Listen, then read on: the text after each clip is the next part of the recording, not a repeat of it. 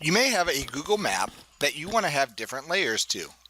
This allows you to show some of the layers while hiding other layers. You can also have all of them showing at the same time. This demonstration, I'm going to create 3 layers to this sample map. So to do that, I click on Untitled Layer and I just simply title the layer. So I'm going to name this one Bodies of Water.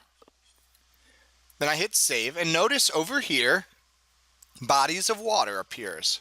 So to add more layers, I'm going to click Add Layer.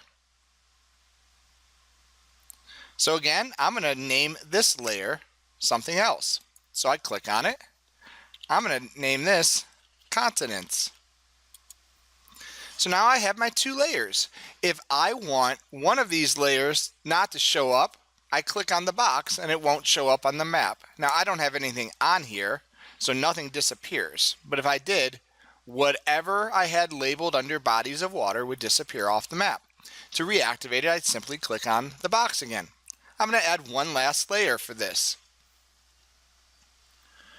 This last layer I'm going to title again, and I'm going to name this one Explorers. So now I have my 3 different layers.